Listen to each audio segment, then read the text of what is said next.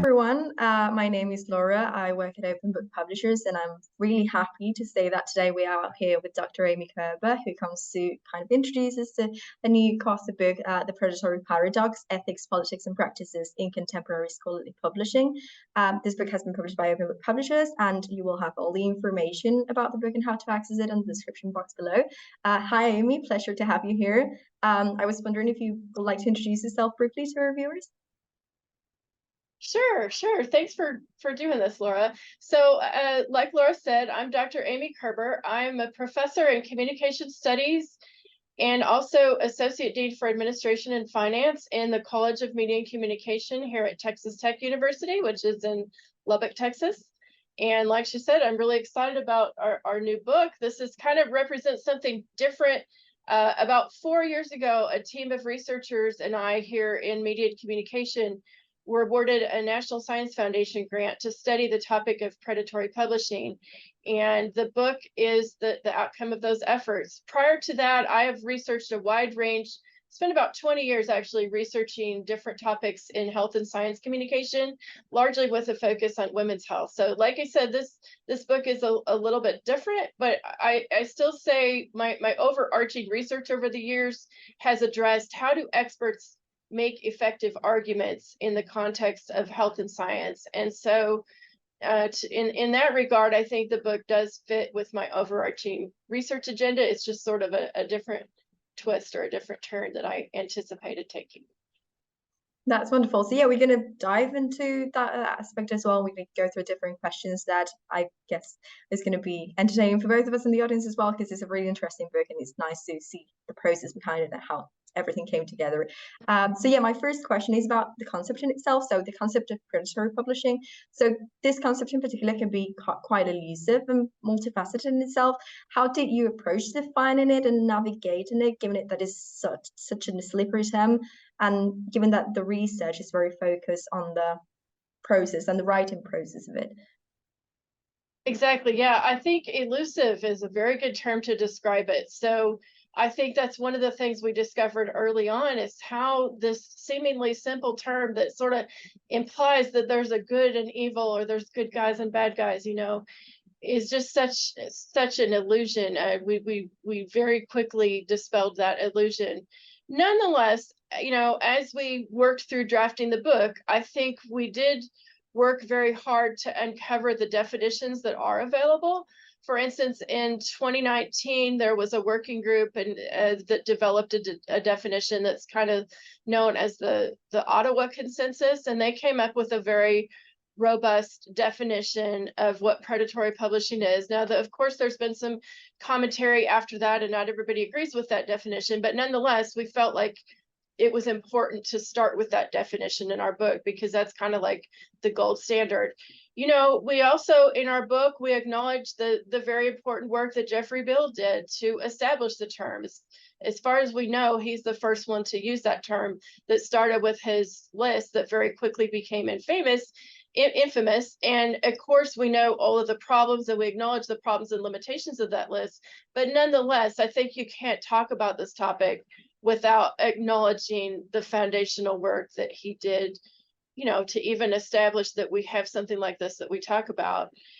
And then, the last thing is, I think we really take a stance of, let's embrace all the contradictions.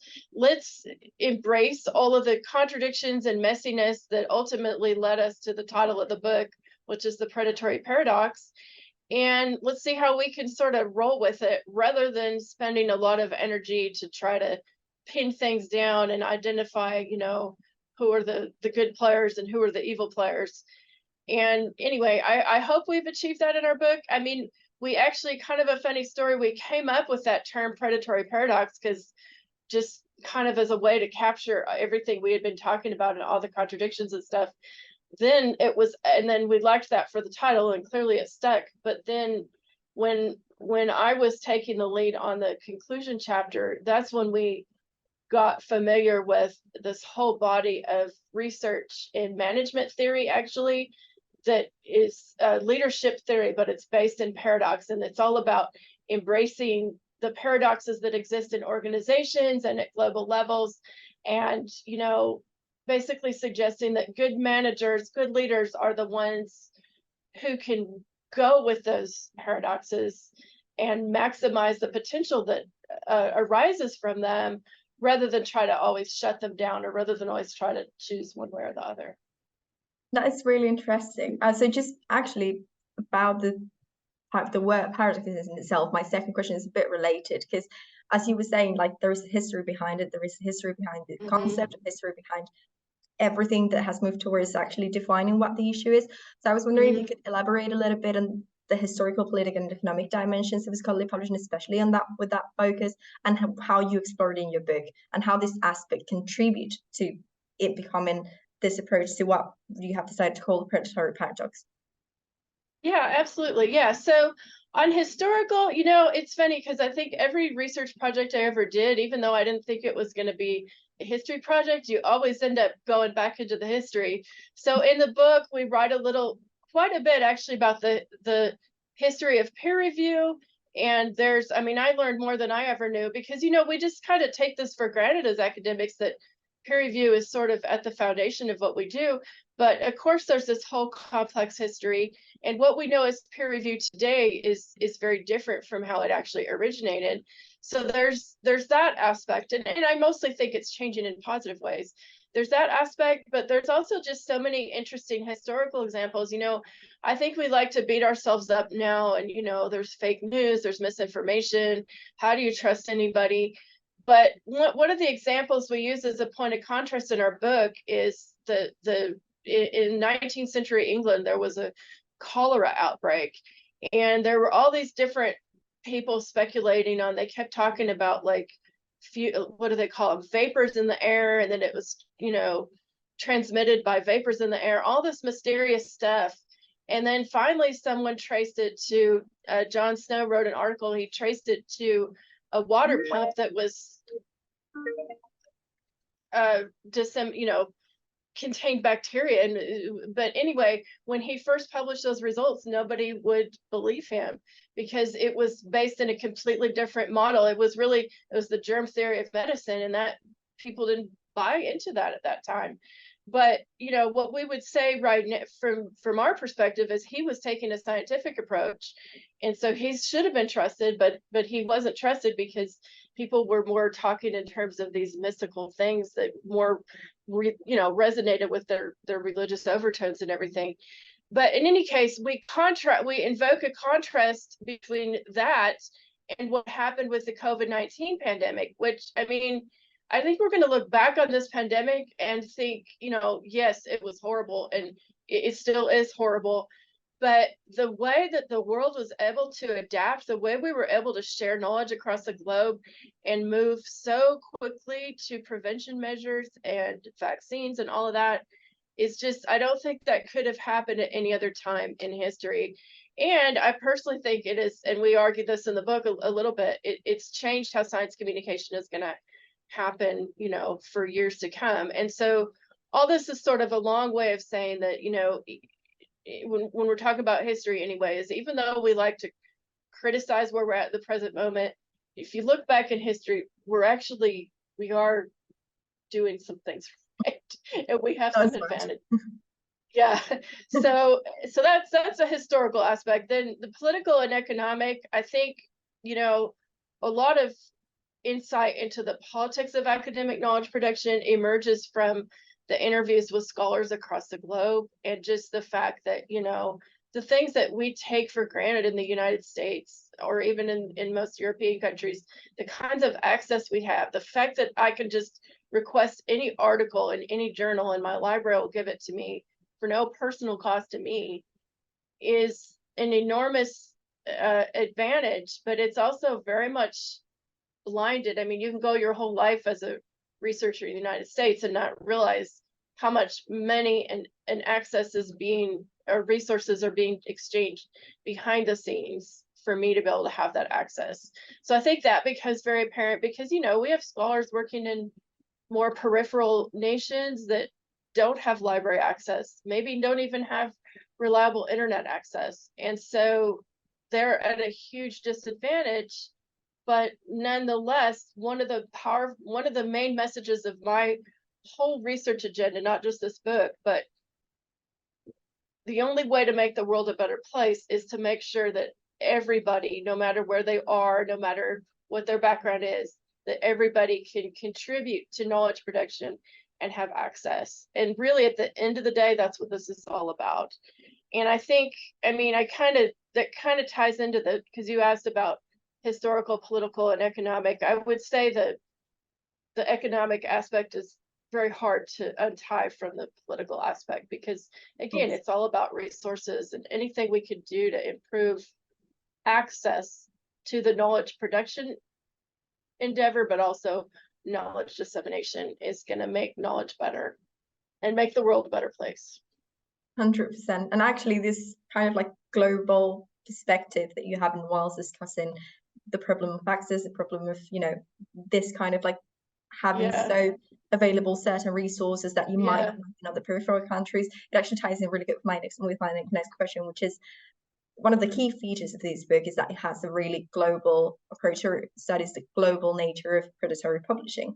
So the book explores different perspectives, both from European American stakeholders and non-European American stakeholders. So I was wondering if you could give the audience sort of like an overview of what you think were like key differences and similarities between one and the other after the research. Right. Well, I don't know if I have summary. I mean, the access issue that I was talking about, the access to resources, that's probably the biggest distinguishing factor when you start looking at different geographic regions across the globe. But what I will say is, you know, even our team itself, our team of researchers represent, one of our team members is from Israel, another of our team members is from Africa. I mean, we have a very geographical and disciplinarily diverse team, but we also really made a conscious effort to recruit a really diverse pool of applicants. And we were able to, participants in the research, I mean, that was kind of facilitated, ironically, by the pandemic, which made us shift to Zoom interviews. So we were just as easily to interview somebody across the globe as somebody, you know, across the street. But yeah, in terms of, I guess, if you're asking about, you know, overarching differences, other than resources and access, is we also did discover through the interviews some really interesting country-specific requirements. So scholars working in certain countries have, and this is hard to imagine from a US perspective, because, you know, we have ostensibly anyway so much emphasis on academic freedom. We would never expect our government to tell us where we can publish and what we have to publish. But that some nations across the globe, their national governments literally tell them, you know, if you're going to get a PhD, you have to publish this many articles. And so kind of working through the implications of that gives a whole nother dimension of understanding to predatory publishing, because then you see, because, you know, the problem is in some of those countries, then they're already at a disadvantage because they're not native English speakers and they're being required to publish in English only journals, but also just this requirement of a quantity of publications. It creates a huge incentive to, if somebody reaches out to you and says, hey, you know, I'll publish your research with a quick turnaround time and I'll only charge $200. Well, that's going to be really attractive. There's really a high incentive. So yeah, I think understanding the different motivations and infrastructures that people work in depending on their geographic location. But I hope, and I mean, there's always limitations, and of course we could have done more interviews, could have covered more geographic regions, but I hope we did a good job expanding beyond our own limited perspectives. That's absolutely wonderful. One of the things I wanted to discuss as well, not only about the research in the book, but also about the final product in itself. It's like this book also includes textual and supplementary material. So about this supplemental material, what do you expect that it will add to the reader's understanding and engagement of the issue that you present in the book in itself? Well, what I hope really is that I hope it makes the book a useful resource for classroom purposes, or even for just like standalone workshops. I mean, I feel like there's so much demand and so many questions every time, because I'm a teacher myself too. I have a couple decades of teaching experience. And every time I bring up this topic in a graduate class, students have all kinds of questions. And I mean, they may not have even heard the term predatory publishing, but they've already started to receive those emails. And so I hope that the end of chapter activities give people a nice concrete way. I mean, I love when I'm using a book for a class, I love it when they provide some ideas at the end of the chapter to use. But also we felt very important about that, because our original goal as our team, that when we got the grant, was to produce an online training program, and we imagined delivering it on the web as a website that would be an interactive website. And just, I don't know, for a number of reasons, we determined along the way that that was really not going to be the most ideal format, partly because someone would have to maintain it after the life of the grant, and after the life of the grant, we really don't have the funds to do that. But also because we just had so much data and so much knowledge, we felt like we had more than what could be offered in just a website. And so including those end of chapter activities was kind of a way to still have that pedagogical or training component while still delivering something that's more of an academic book format. And I will say too, I mean, when we came across open book publishers, we just knew this was the right venue, because you do have that flexibility. You encourage that sort of interactivity and ready availability that you just can't get from a traditional academic book, where people have to order it in the mail and wait for it to be delivered. Well, I'm glad to hear it was a fit, 100%. Yeah. We just touched on a little bit of things that you have already discussed in the conversation. So, for example, you did mention the thing about, there is a lot of research being produced. That's research that's coming out on different outputs, and there is a huge pressure on people that are actually starting the process of, getting into this more pressured side of academia. So talking about, as well as your position as a teacher, I was wondering if you have any suggestions or any recommendations for early career researchers that are going to navigate this kind of pressure and process of diving into this aspect of their academic life? Yeah, well, I hope this is a tough question. So I think part of the reason it's tough is because one of the things we discovered through our research is everything is so specific to the institution and the geographic region and even the disciplinary background that people are trained in. And so that kind of seems like I'm trying to avoid the question, but I'm not. But I first of all, just having that awareness that there's not a one size fits all approach. And then second of all, I do think, even with that said, I think there are some universals, and that is that everyone needs a strong mentor. And that just seems to be such a key to success. I mean, I even feel like even at the point where I'm at in my career, I really need to be able to consult with somebody and get, advice. And I just think that's going to become even more and more important. But then along with that is, my gosh, it's getting harder and harder to be a mentor because there's so much you have to keep abreast of. So just one thing that's kind of, at the forefront of my mind right now is the whole AI revolution in scholarly writing. And, this happened for better or for worse or whatever. ChatGPT was released in November of last year. Well, our book manuscript was due by December 31st of 2022. So needless to say, we were just when we were putting the finishing touches on our manuscript, the world is just finding out about ChatGPT. So we didn't have time to, we didn't deal with the complexities of that in our manuscript. Of course, it could have been we probably should have in some ways. We did end up adding some short amount of text to at least address that. But my point is, things are changing so quickly. So even someone who's a very seasoned mentor, they might not know they've been publishing successfully for 20 years. They might not know about predatory publishing, might not know about all the other different things like hoax articles and all the different other ways that people are finding to cheating the system. And just with the whole AI thing, I've been kind of a slow adapter to this, but in my class, I'm teaching a graduate seminar in qualitative research methods, and one of the students used, my whole thing, all of my years of teaching qualitative research is it's a very slow and painstaking process. There's you got to just go through transcripts line by line, and it's very time consuming. Well, one of my students had some transcripts, and just for fun, she plugged them into an AI generator that would do an initial round of coding. And, in about 30 seconds, she was able to produce a pretty good code book.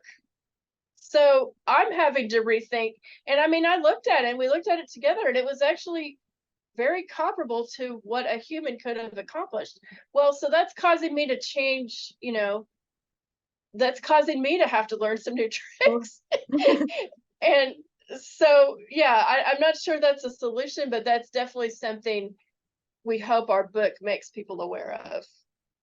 Of course, you actually answer my next question, which is just absolutely fantastic, which is the position of mentors and administrators. But that's really interesting, because sometimes we have this idea that we can just go to the person that, has been in academia for a long time, as a professor, knows everything. And it's like, you have new technology, you have new science and videos, and you are a person who already are very much extremely aware of everything that's going on, and still you find these difficulties and these new things coming up that actually restructure everything that you do and the way that you in the future. So that's and I mean, really, it's a great thing, because I love the fact that I can learn from my students, that keeps it fresh and lively for me. I don't need to keep doing the same thing over and over again. That's completely My next question actually has to do a bit with the future, which we have briefly touched upon. And I was wondering, given the evolution of the publishing landscape and everything that we've talked about right now, how do you foresee the future of scholarly publishing? How do you see, what measures do you think could be taken in the future to kind of mitigate this kind of predatory publishing practices? Sorry. So I think if I had to answer that in a word, thinking back on our book, it would be the term open, which, although it has its problems and limitations, that was such a recurring theme across our interviews. And that doesn't mean just one thing. I mean, it can mean open access, it can mean open data, it can mean open peer review. But what can we do in every sense of the word to open up the publishing endeavor? Because I think there's a famous quote, sunshine is the best disinfectant. But if you take away, there's one text we cite in the book, I can't remember who it was, but they said, if everything was published preprint, you wouldn't have a need for predatory journals anymore. Because if everybody could just get their work out there and then comment on it after the fact, there's no incentive for someone to be able to pay a certain amount of money and get something published with a fake peer review or something. So there's that. But then also, if you can open up, I'm really interested in the potential of open peer reviews, meaning that the peer reviews are published along with the final product after the fact. And then also that can mean that there's encouragement of ongoing review, so it becomes like more of a dialogue and a conversation. That takes away, again, we had several people point out that the only reason predatory publishing has been able, and I should use scare quotes when I use that term, but the only way these suspect publishing practices have been able to happen is because we've just expected and accepted that, for the most part, peer review is conducted in the dark. It's conducted behind closed doors, and we just trust that the editor, I guess because they're a revered scholarly person in the scholarly community, has done their due diligence and has actually sent the article out to 2 or 3 trustworthy reviewers. But for the most part, that's been, it's double blind. It's all behind closed doors. Well, how do we know they just didn't send it through an AI generator that generates fake review? I mean, so anyway, the fact that that has all happened behind closed doors is a lot of the reason why predatory publishers have been able to survive. And if we can get to a point where things are more open, I do believe that has the potential to solve these problems. Now, of course, nothing is without its imperfections, because we also had it's in chapter 2 of the book, I think, some scholars we interviewed in less research-rich nations pointed out, the whole open science framework in itself requires some investment of time and financial resources, and that may not be accessible to everyone. Just the act of making your data available online can incur some cost, and that may be less feasible for some than others.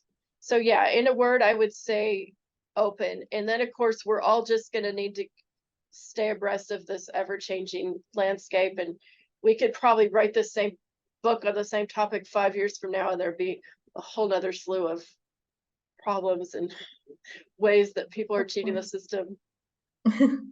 No, of course, and again, like, you're being brilliant because you're tying up with my questions, and that's absolutely fantastic because I was going to ask you, yeah. that's absolutely great because I was going to ask you. So one of the things that happens every time we publish a book or research is like, then I talk to the author and it's like, oh, I actually found about this. I actually read about this right after I published the book, and I'm really interested in, diving into this a little bit more. So did you have that, kind of point, like, wow, I did find about this after the book was published? That was something that you found that was something that you might want to go into, research or detail a little bit more after the research was released? Yeah. Well, yeah, I mean, I think obviously the whole part about AI, I mean, yeah, we could have rewritten the whole book in light of that, or write volume 2 or something. But, I also just think keeping an eye on, I mean, the chapter that I was first author on in the scientific hoax chapter, there was so much more that could have easily become a whole book in itself, because everyone's probably heard of scientific hoax articles. We know about the Sokal hoax, but I uncovered so many different variations on scientific hoaxes in writing that chapter that, like I said, that could have gone on forever. And then the whole literature on retractions, and the COPE has certain guidelines on how retractions are supposed to happen, and then in reality those guidelines are not always followed, and then that creates a lot of little loopholes. And then citation practices, I think citation practices is a whole nother, there's some research cited in that chapter, but again, it only goes into it a little bit. But I call them sloppy citation practices, but people just adding citations to their article just based on reading the title or something, and they haven't actually read the article, has actually introduced a whole bunch of errors into science. And again, these errors get reproduced in well-established journals, not the kind of journals that we would label predatory. So I think those could be topics for further explanation, all of those, further exploration, I mean.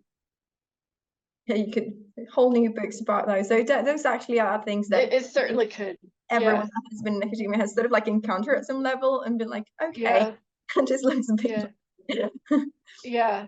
But then bringing that still relates back to the predatory topic, because one of the things we want people to see in our book is these sort of suspect publishing practices.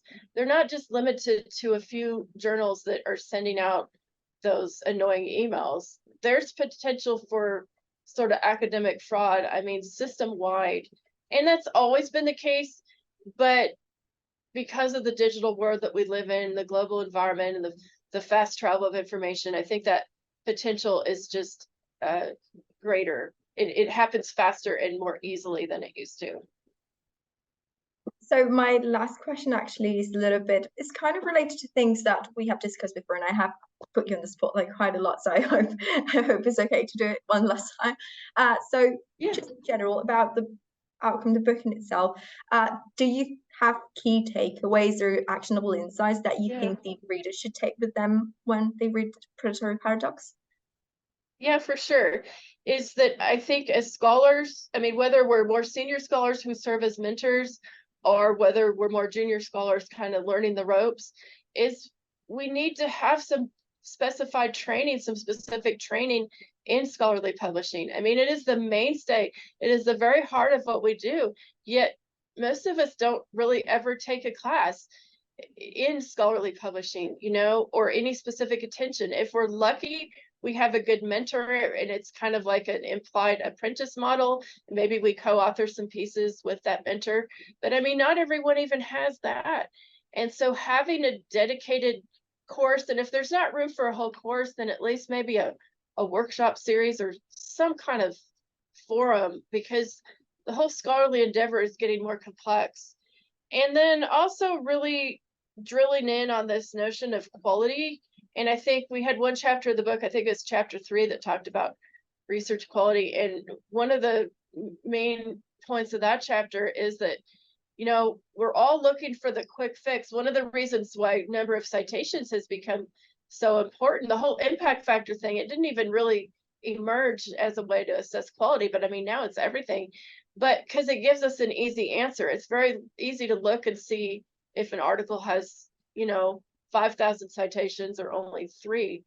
But there's a lot of examples, for instance, of, you know, articles that get retracted, but they're still being extensively cited. Well, you can't say those citations are an indication of quality.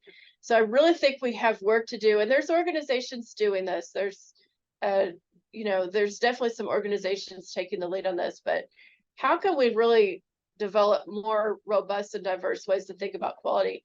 And I mean, what if we could get to a place where people are actually reading the research article and assessing its quality based on its contributions to, you know, making the world a better place, rather than just only wanting to look at numbers and everything. And I mean, I realize there's reasons why that's difficult, because we all have limited time and everything. So that's why we're looking for the quick fix. But any case, I think we have some work to do there, you know, and then, you know, coming to terms with the fact that there's not going to be an easy answer. As much as we want to, you know, make lists of the good journals and lists of the bad journals, or, you know, be able to clearly define these are predatory, these are not, that's just not going to happen. And all you can do, I think, as a scholar is empower yourself by gaining knowledge. And if people could just, I mean, I think some of the information that we provide in this book, like just good basic definitions of what is open access versus what is open science. I mean, people use those terms really loosely, they conflate them.